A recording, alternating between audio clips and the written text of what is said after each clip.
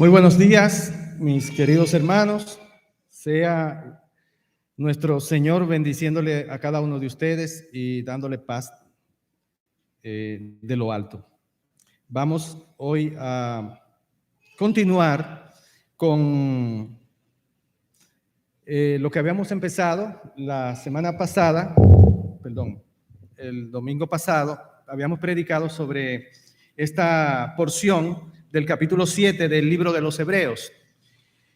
Y precisamente habíamos leído del 1 al 3, de los versículos 1 al 3 del capítulo 7, y habíamos hablado sobre la semejanza del Hijo de Dios que se mencionan aquí en estos versos.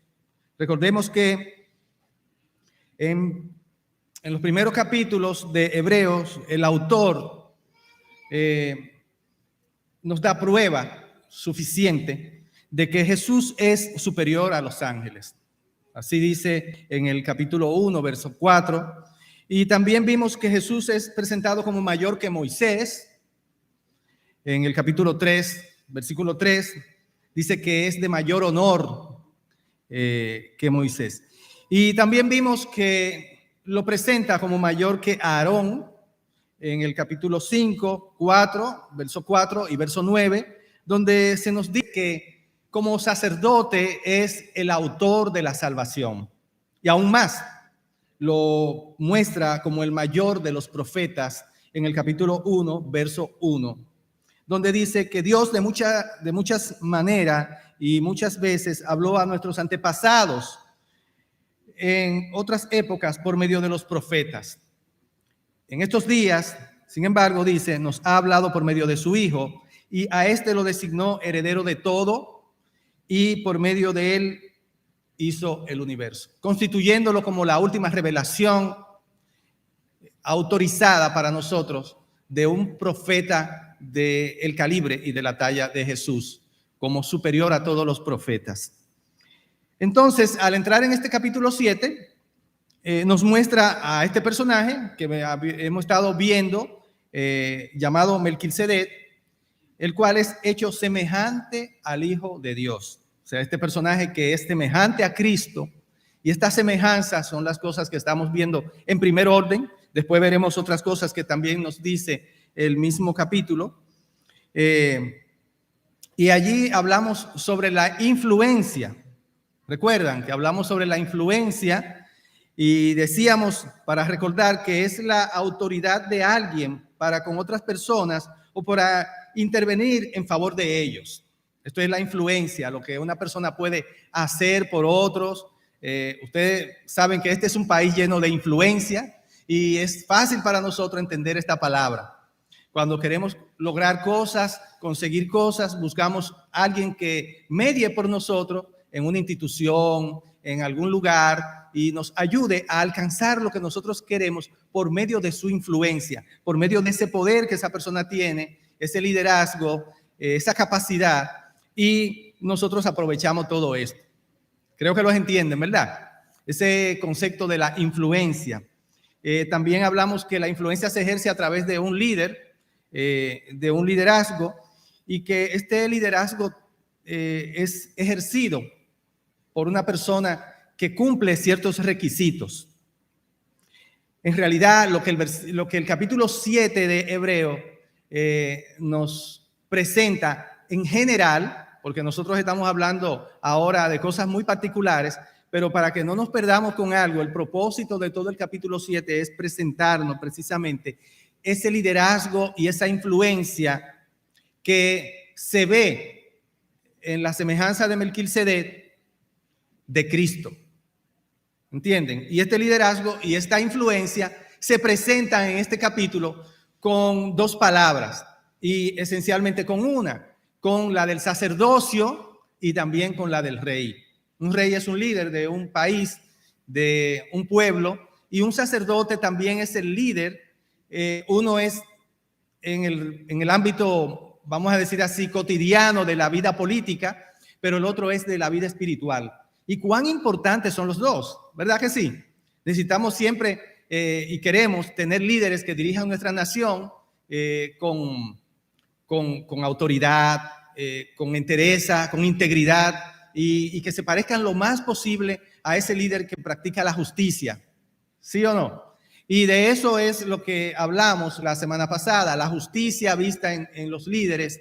Y vimos todo lo referente a Melquisedec como imagen del liderazgo de justicia de Cristo. Hoy nos vamos a estar concentrando más que en la justicia, porque ya lo vimos, en esta parte que es el rey de paz o el sacerdote de paz, aquel mediador, aquel líder que nos trae paz. Nosotros vamos a ver algunas cosas particulares y quiero que desde ahora estemos concentrados en estas cosas, sobre el liderazgo y sobre la influencia. A todos nosotros nos gusta que nos comparen con personas a quienes nosotros admiramos y nosotros creemos que sería interesante parecernos a ellos. Cuando nos dicen, tú te pareces a fulano en tu forma de actuar o de ser, y esa persona es aprobada por nuestra admiración que tenemos hacia ella, nos sentimos bien. Wow, qué bien, que yo me parezco a fulano, qué bien. Pero cuando nos comparan con alguien a quien nosotros no nos gusta, no nos cae bien, nosotros decimos, yo no me parezco a fulano. ¿En qué? Uno de una vez dice, ¿pero y en qué? Y realmente muchas veces uno se parece a quien uno no quiere parecerse. ¿Se fijan? O sea, incluso la imagen que nosotros tenemos de nosotros mismos siempre es una imagen que va de acuerdo a lo que nosotros creemos de nosotros y a quién nos parecemos. Pero cuando nos dicen, alguien con mucha honestidad nos dice, mira, a mí me pareció que el otro día tú hiciste algo muy parecido a como lo hace fulano. Uno dice, yo no me parezco a él. ¿Y en qué? Sí, tú hiciste tal cosa y cuando tratan de comprobarnos, lo decimos, bueno, yo lo hice, pero no es que yo me parezco a esa persona. Rechazamos eso. Pero cuando la persona es un gran líder, es una persona sobresaliente, nosotros decimos, wow, qué bien. Sí, yo me parezco. Es más, él se parece a mí, decimos. Bien, pero realmente lo que queremos ver en esto es que la semejanza, el parecido, es el resultado del liderazgo de personas que nos rodean, que tienen que ver con nuestra época, con nuestro tiempo, y también es una influencia. Y esa influencia y ese liderazgo nosotros lo proyectamos. De hecho, las modas muchas veces se concentran en los prototipos de influencia. Si hay un artista que viste de una manera, esto se hace popular y todo el mundo usa los zapatos, la ropa, el feeling, como dicen por ahí, de este personaje. Y esto implica que nosotros estemos proyectando ese liderazgo. Somos como espejos. De modo que de lo que se trata aquí es de esto específicamente. Concentrado siempre, como dije, en el liderazgo del sacerdocio de Cristo, según el orden de Melquisedec. Y es lo que estamos viendo. Así es que vamos a leer el pasaje. Vamos a ver el pasaje y vamos a ver qué nos tiene la palabra de Dios para el mensaje de hoy, entendiendo estas cosas. Dice así, Melquisedec, en el capítulo 7, versículo 1 al 3, pueden buscarlo en sus Biblias, dice, Melquisedec, rey de Salem y sacerdote del Dios Altísimo, salió al encuentro de Abraham, que regresaba de derrotar a los reyes, y lo bendijo. Abraham, a su vez, le dio la 10ª parte de todo.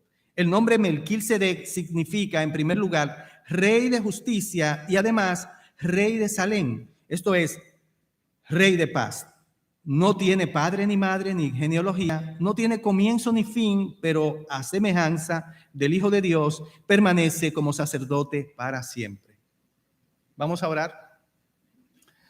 Amado Dios, Padre Celestial, te imploramos y te rogamos, Señor, que tú nos guíes, que tu Espíritu Santo esté con nosotros, asistiéndonos en esta prédica, y que sea tu palabra la que sobresalga por encima de nuestras opiniones y nuestros pareceres. Que tu verdad impregne nuestros corazones y que podamos salir edificados de esta prédica. Guíanos, Señor, y que tu pueblo pueda poner en práctica tu palabra. en el nombre de Jesús. Amén. Bien. Perdonen, que tengo que poner esto en silencio. El escritor de Hebreos nos dice muchas cosas aquí, en estos pasajes. Dice que Melquisedec, cuyo nombre solamente aparece 2 veces en el Antiguo Testamento, en Génesis 14, 18 y en el Salmo 110, versículo 4, fue un ser humano histórico, él lo menciona como alguien histórico, cuyo sacerdocio era de un tipo diferente al de los levitas, al de Aarón. Es un sacerdocio que es diferente, no tiene genealogía, no depende de la familia que constituyó Dios cuando dio la ley al pueblo en el Sinaí, que constituyó los sacerdotes por medio de una familia y su sucesión. En este caso hay algo diferente. Así es que es un sacerdocio que no tiene genealogía. Por eso es el sacerdocio de Cristo. También el escritor de Hebreos nos dice aún más sobre la importancia de este personaje que aparece aquí como Melquisedec, que nos revela cosas sobre las que ningún contemporáneo de Abraham sabía. O sea, lo que nosotros estamos viendo de Melquisedec aquí, en estos versos, ni siquiera Abraham lo sabía. Qué interesante, ¿no? Nosotros estamos viendo que tampoco David sabía estas cosas.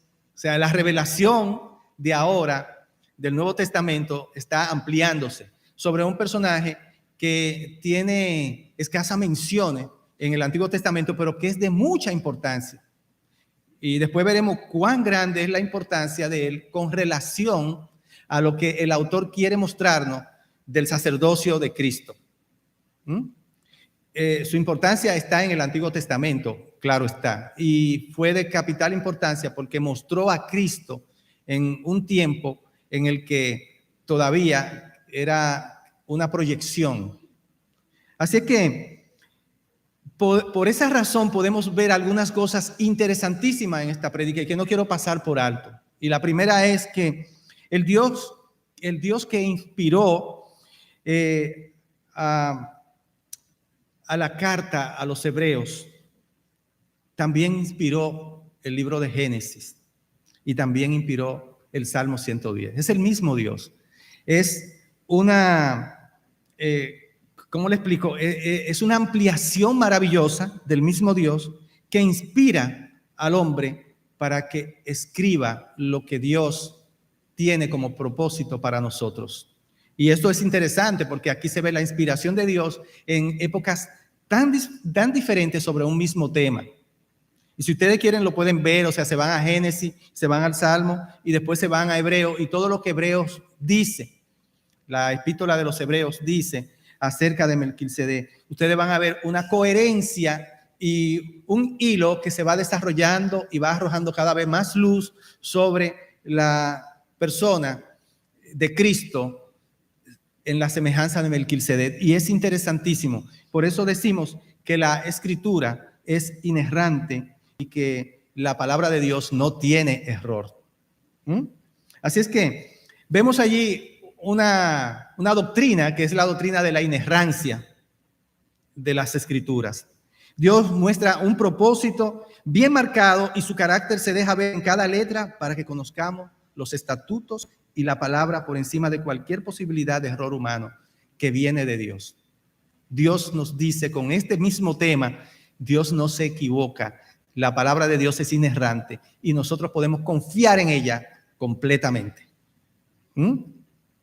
Pues ninguna profecía fue dada jamás por un acto de voluntad humana, sino que hombres inspirados por el Espíritu Santo de parte de Dios la recibieron.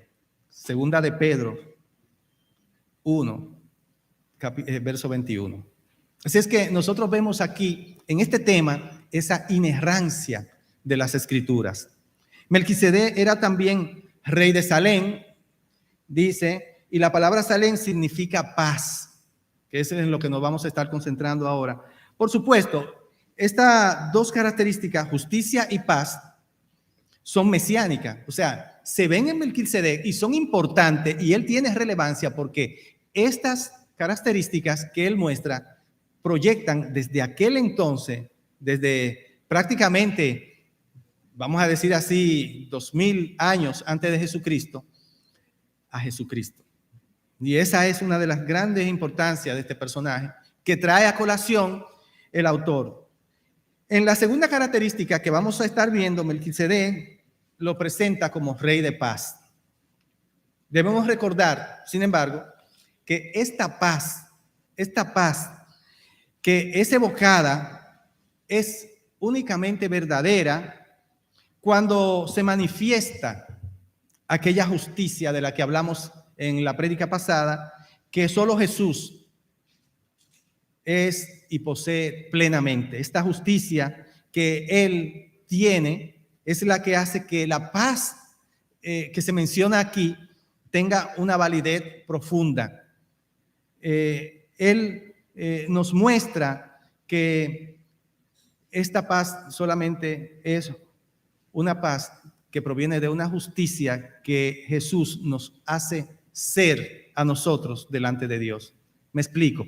Esta paz solamente es posible lograrla cuando Jesús nos justifica con su justicia delante de Dios y alcanzamos la paz de Dios. Así es que ciertamente dice en Isaías 53, desde el 4 al 5, si quieren lo pueden buscar en sus Biblias, dice que esta paz es una paz que tuvo un costo.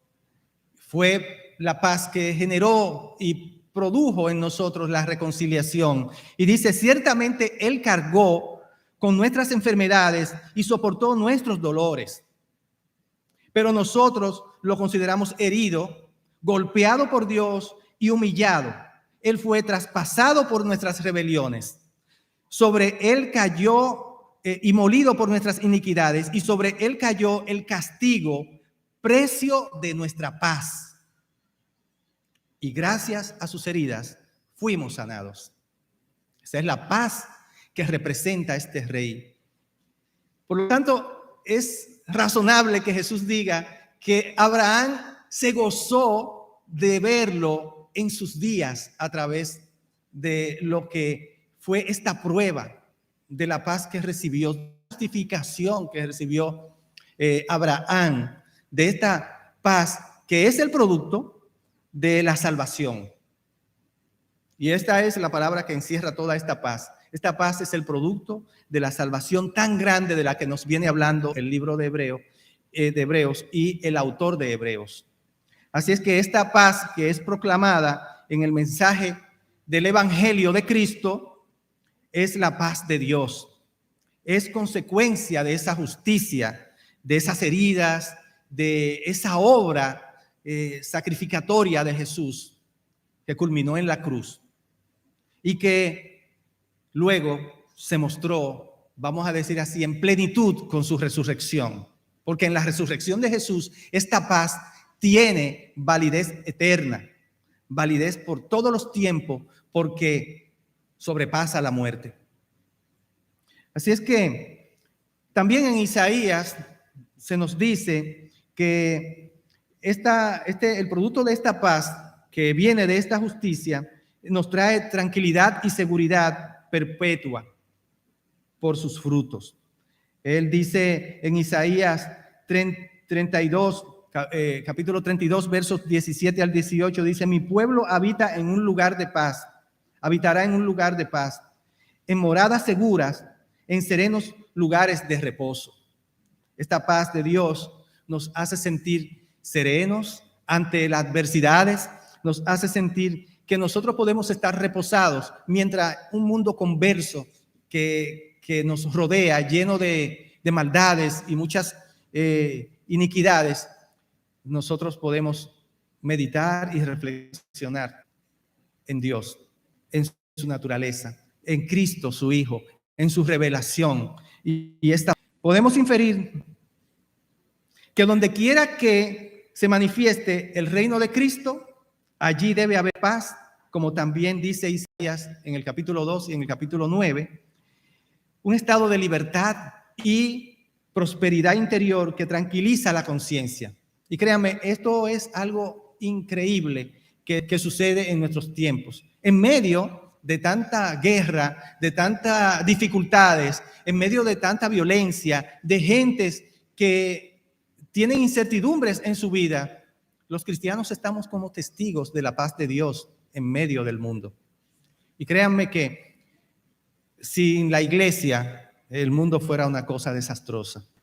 Una cosa desastrosa. Sin el pueblo de Dios que llena toda la tierra, sin el testimonio de el mundo fuera un mundo que la gente, bueno, eso como lo describe Pablo en su prédica, que lo describe Apocalipsis en los tiempos de la tribulación, que él lo está predicando, ustedes verán que eso es un asunto, cuando venga la tribulación, ya la iglesia no va a estar, ¿y qué va a pasar con el mundo? Se va a volver terrible, excepto por el testimonio de 144,000 testigos de Dios que quedarán aquí, que serán escogidos de las 12 tribus de Israel. Así es que nosotros podemos ver que el mundo ahora mismo es testigo de esta paz, y por esta paz que cada uno de ustedes individualmente, cuando se monta en un metro, cuando se monta en un auto, cuando nosotros nos dispersamos como pueblo y vamos a nuestros lugares de trabajo, a laborar, que nosotros somos ente de paz en esos lugares. Mucha gente nos viene a nosotros y nos dice, mira, en mi casa está pasando esto, mi esposo, aquello, y nosotros le decimos, tranquilo, tranquilo, vamos a orar, toma las cosas de este modo. Y ellos ven en nosotros un catalizador, un medio de paz. Muchas gentes, por medio de ese testimonio, vienen a Cristo. Abraham estuvo delante de un rey que en su tiempo dio ese testimonio. Y me imagino cuán maravillado estuviera Abraham en aquel tiempo. Así que la paz de Cristo es el resultado de la obra de Jesús en la cruz y su resurrección. Y es dada de una vez y para siempre al creyente. La paz que había sido dada al pueblo a través de la ley. Recuerden, cuando Dios escoge su pueblo, a Israel, y lo lleva al Sinaí, y Moisés se lo presenta, él dice, pon el pueblo dispuesto para que yo le hable. Dios le entrega la ley y le dice cómo ellos van a obtener la paz de Dios. Y le dice, yo voy a instaurar un sacerdocio que me va a representar a mí de una familia, de los levitas. Y cada año ustedes van a recibir mi paz por medio de un sacrificio que se va a hacer, un holocausto, y ofrendas que ustedes van a traer para que ustedes reciban esa paz. Esa paz era temporal. Cada año el pueblo debía de hacer estos rituales. Y esta paz prácticamente se iba agotando. De hecho, había un problema con este asunto, y es que nosotros como seres caídos y este pueblo escogido por Dios, que también estaba compuesto por personas caídas, ¿qué hacían? Hacían el ritual a veces de manera mecánica, sin el debido contexto de devoción y amor y entrega a Dios. ¿Y qué pasaba? Que muchas veces ellos no eran receptores de esta paz que Dios le estaba ofreciendo a través de estos holocaustos, que como dice el mismo Señor, eran imperfectos. Pero no, la paz de Cristo es diferente. No es producto de un holocausto de animales y de cosas que no le agradaban a Dios.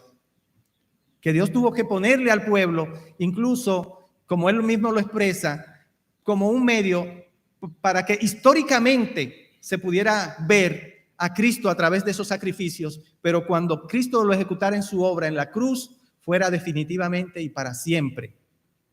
Para siempre. De modo que la paz de Cristo es el resultado de esa obra y de su resurrección, y es dada para nosotros de una vez para siempre. ¿Qué privilegio tenemos? Cada uno de nosotros que hemos creído en Cristo porta esa paz permanente.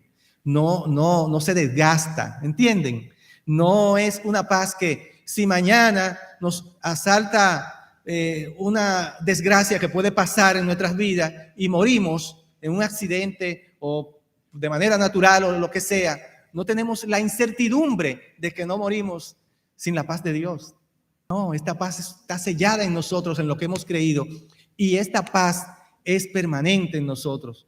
Qué bueno es saber esto, ¿verdad? que esta paz entonces nos trae más paz todavía cuando sabemos que es producto de un sacrificio y de un oficio de un sacerdocio superior al de los levitas, que es lo que se está mostrando el capítulo 7 de Hebreos. Así es que nosotros somos portadores de esta paz y vivimos en un mundo lleno de tinieblas y de sufrimientos, dando testimonio de esta paz. En Isaías 9:6 dice de Jesús lo siguiente: porque un niño nos ha nacido, un hijo nos ha sido dado, y la soberanía reposará sobre sus hombros, y se llamará su nombre admirable, consejero, Dios poderoso, Padre eterno, príncipe de paz. Esa es la semejanza, la que porta Melquisedec del Hijo de Dios, como un rey que es un consejero.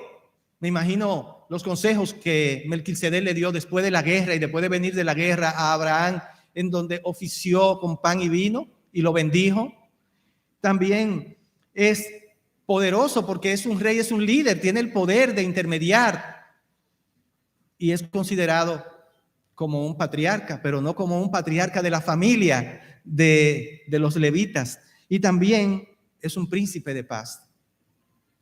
Así es que nosotros vemos que esta semejanza debe ser replicada en el liderazgo de cada uno de nosotros en el mundo, en los trabajos donde vamos, en las calles, en los lugares donde nos movemos. Nosotros debemos ser portadores de esta paz. Mis hermanos, es difícil poner en práctica esto, yo lo sé. De hecho, esta mañana los que vinieron y se nutrieron de la clase de la escuela dominical pudieron escuchar que la sabiduría, cuando tratamos de ponerla en práctica, lo que busca es eso mismo, es traernos una paz, un bienestar y nos evita las caídas, los tropiezos, los errores y que caigamos en un camino que se desvía de la vida y que nos lleva a la muerte. Y es difícil. Aquí se pusieron ejemplos. A veces uno se encuentra con situaciones y poner en práctica la paz, mostrar esa paz de Cristo, a veces es difícil porque hay situaciones en que se nos presentan eventos perturbadores, muy perturbadores, y nosotros decimos: Dios mío, dame paz, dame paciencia, dame control, dame dominio de mí mismo, porque en esta situación que me encuentro puedo perder los estribos. Sucede. Nosotros no somos seres insensibles por el hecho de portar la paz de Cristo. Nosotros somos personas que, como Abraham, se tiene que enfrentar a situaciones adversas. Abraham tuvo que salir en esa historia que se nos muestra en Génesis 14 y rescatar a su sobrino que había sido secuestrado y había sido tomado con todas sus posesiones, y era producto de casi prácticamente era producto de un botín de guerra, lo cual tanto su esposa como sus hijos y todos sus bienes iban a ser sometidos a la costumbre de aquel tiempo, que era acabar con todos ellos, utilizarlos como esclavos, tomar a las esposas, usarlas, y los bienes, ellos utilizarlos para ellos, incautarlos para su vida, de esos reyes que habían cometido eso. Pero Abraham supo la noticia y se movió. Y me imagino que Abraham se convulsionó mucho, como cuando estamos en esas situaciones difíciles y uno dice: bueno, a mí lo único que me queda es empuñar las armas ahora. Pero no se dice que Abraham hizo nada negativo que vaya en contra de su integridad. Abraham fue y hizo una operación magistral. Rescató a su sobrino con una estrategia y a sus bienes íntegro todo. Y cuando volvía, entonces ese príncipe de paz, ese rey de paz, de justicia, sale a su encuentro. Como cuando Dios sale al encuentro tuyo en esos momentos de dificultad y viene a bendecirte y viene a darte paz, a entregarte su paz. Implóralo a Él. Él siempre está delante de ti en medio de las adversidades. Es difícil. Es difícil. Uno tiene a veces sobresalto. No, miren, ni siquiera por situaciones tan graves y difíciles como situaciones que ustedes se puedan imaginar. Hay cosas pequeñas en nuestros hogares que nos sacan a nosotros del contexto de nuestra paz Y cuando nosotros venimos a ver, estamos insultando a un hijo, insultando a nuestras esposas o a nuestros esposos, o insultando a un vecino, o entrando en conflicto con personas por cosas pequeñas, ni siquiera por cosas muy grandes.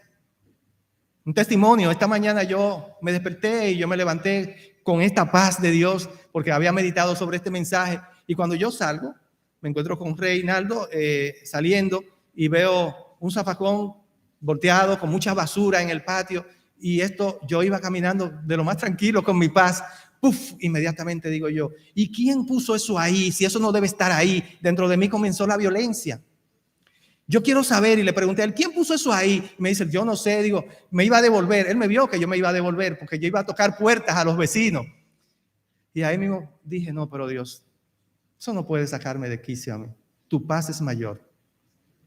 Yo voy a predicar, yo soy vamos a decir así, ahora mismo tu Melquisedec, porque soy el que estoy haciendo de testigo de tu paz. Y créanme, caminé tranquilo hacia acá y dejé todo eso detrás. Eso se resuelve ahorita de una manera suave y tranquila. Pero si tú, en el momento de la dificultad, no tomas la reflexión de lo que tú eres hijo de Dios, Él te ha sellado con su paz, inmediatamente tú reaccionas, y no debes hacerlo. Y si lo haces, pide perdón, porque tenemos un abogado en los cielos, a Jesús. Así que en la praxis es difícil, y en cosas pequeñas, en nuestros hogares, en nuestras casas, nos toman la silla que no estamos acostumbrados a utilizar y de repente decimos, ¿quién cogió mi silla? ¿Entienden? Y esto no está mostrando la paz de Dios. Bueno, debemos siempre respirar y volver atrás y vernos como lo que somos, hijos de Dios, sellados por la paz. El apóstol Pablo dice en Filipenses 4:9, lo que también habéis aprendido y recibido y oído y visto, esto practicad. O sea, nosotros debemos de tener una suma de cosas. Primero, hemos aprendido que lo que recibimos, ¿de quién? De esa gran nube de testigos que tenemos aquí en las Escrituras. Y también nos está diciendo que hemos oído por medio nos exponemos a la prédica de la palabra de Dios. Y eso es algo que debe permear nuestra vida. Y lo que hemos visto también con nuestros hermanos que practican la paz de Dios uno con otros. Así es que tenemos muchas cosas a través del discipulado, a través de la convivencia en la iglesia de los hermanos. Tenemos muchas cosas para practicar que nos van a traer la paz. Él termina diciendo, y el Dios de paz estará con vosotros. Dice en Filipenses 4:9, y ese que Dios estará con nosotros es producto de una praxis. No es producto de algo automático. No es que nosotros somos muñequitos que Dios dirige con una paz, que donde quiera que lleguemos, pase lo que pase, nosotros vamos a estar inertes ahí, como si nada pasara. Oh, mira, Él no se inmuta. No, es una paz producto de algo que hemos recibido, que hemos oído y que hemos visto, y que viene de una praxis, de una práctica que está en la Biblia, que es la cosmovisión bíblica de cómo debemos vivir, el mandato cultural de nosotros que Dios nos ha dado. Y es el mandato más elevado y más alto. Creo que todos lo deben de recordar. Amarás a tu Dios por sobre todas las cosas y amarás a tu prójimo como a ti mismo. Este es el gran mandamiento, y en él se sincretizan y se sustituyen todos los otros mandamientos. En 2 de Corintios, en el capítulo 13:11 dice, por lo demás, hermanos, regocijaos, sed perfectos, confortaos, sed de un mismo sentir. Y esta palabra me llama mucho la atención porque en la paz tiene que haber un sentir común, y en el sentir común darle valor al otro, no verse tan diferente, no porque él es diferente a mí, no, tenemos algo en común, hemos creído, hemos sido salvados por el mismo Dios, por la misma obra de Cristo, y tenemos el mismo espíritu. Así es que debemos ver ese mismo sentir y tener esa comunión, y como dice, continúa diciendo, vivid en paz y el Dios de amor y paz será con vosotros. Así es que nuestra influencia, nuestro llamado es a influir con esta paz a través de esta característica que debemos mostrar. ¿Por qué tú eres así? Yo soy así. Cuando nos preguntan, ¿por qué tú no te volviste violento ante esa situación? Bueno, yo soy así porque yo soy hijo de Dios y Dios me ha dado esta paz. ¿Y cómo? Bueno, yo la he aprendido. No es una paz automática. Yo la he recibido de Él primero y la he aprendido a través de una gran nube de testigos. La Biblia, la palabra me enseña cómo yo debo vivir. Yo vivo de acuerdo a la palabra y también de acuerdo a cómo nosotros en comunión nos comportamos unos con otros en la iglesia. De modo que el que ve tu testimonio desde afuera puede ver a Cristo, puede ver que se puede acercar por medio de tu testimonio a Él. Hermanos, hermanas, ¿quiere que igual que Melquisedec a ti te comparen, como dijimos al principio, con Cristo? Que digan, pues tú eres cristiano, tú eres evangélico, que te lo pregunten y que tú digas con todo el sentimiento de gozo, sí, yo lo soy. ¿Por qué? Porque es que tú debiste de haber reaccionado de una manera distinta en ese evento. Y te veo como que tú tienes control y te manejas y que el mundo vea ese testimonio. Queridos hermanos, cuando la salvación es otorgada por Dios, llega a nosotros la verdadera paz. La paz de Dios nos inunda y debemos trabajar día a día para que ese testimonio se vea.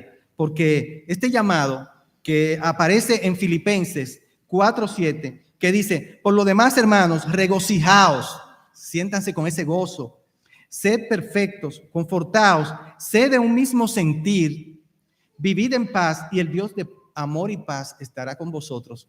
Si nosotros lo llevamos donde quiera que vamos a ser como Melquisedec, unos representantes del Rey de paz y de amor, que vino a la tierra, que sufrió por tus heridas, por tus pecados fue molido, y por él y por sus heridas recibimos la paz que hemos recibido para ser testigos de esa paz en el mundo. Vamos a orar.